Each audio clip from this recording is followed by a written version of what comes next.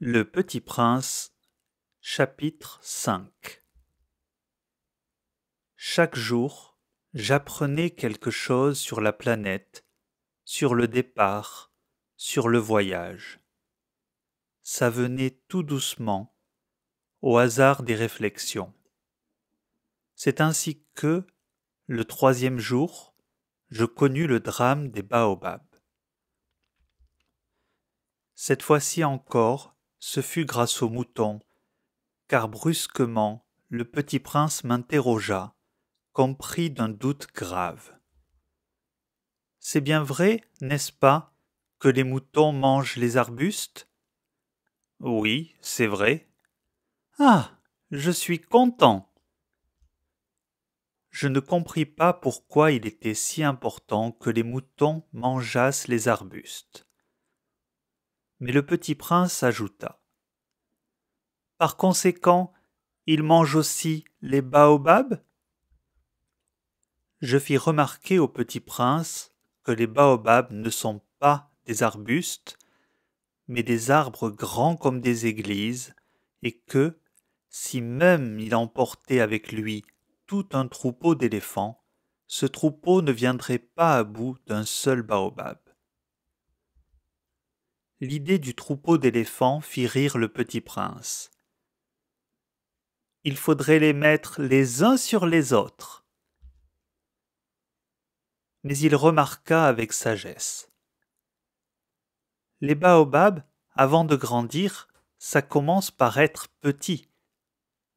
C'est exact. Mais pourquoi veux-tu que tes moutons mangent les petits baobabs? Il me répondit. Ben, voyons, comme s'il s'agissait là d'une évidence. Et il me fallut un grand effort d'intelligence pour comprendre à moi seul ce problème. Et en effet, sur la planète du Petit Prince, il y avait, comme sur toutes les planètes, de bonnes herbes et de mauvaises herbes.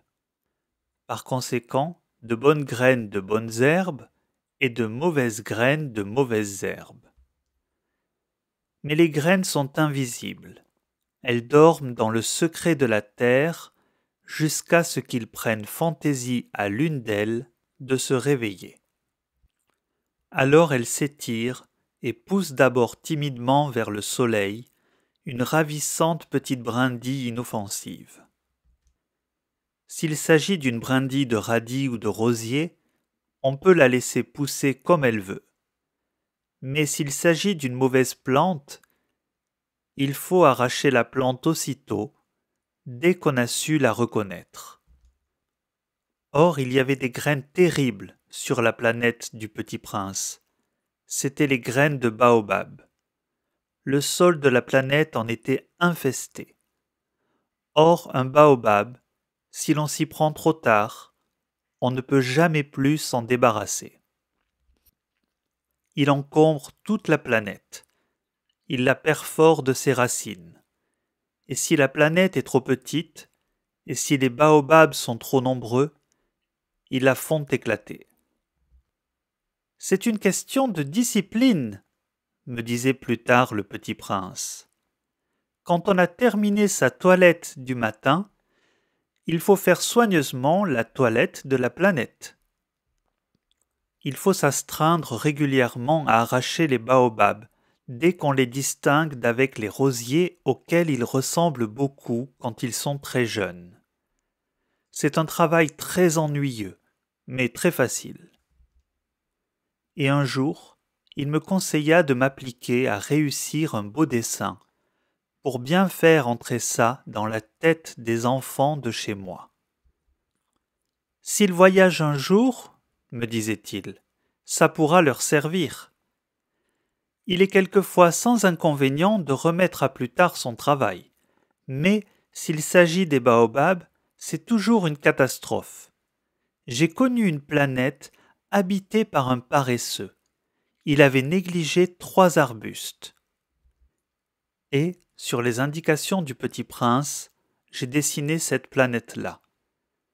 Je n'aime guère prendre le ton d'un moraliste, mais le danger des baobabs est si peu connu, et les risques courus par celui qui s'égarerait dans un astéroïde sont si considérables que, pour une fois, je fais exception à ma réserve.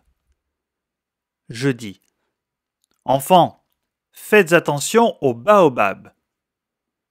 C'est pour avertir mes amis d'un danger qu'ils frôlaient depuis longtemps, comme moi-même, sans le connaître, que j'ai tant travaillé ce dessin-là. La leçon que je donnais en valait la peine.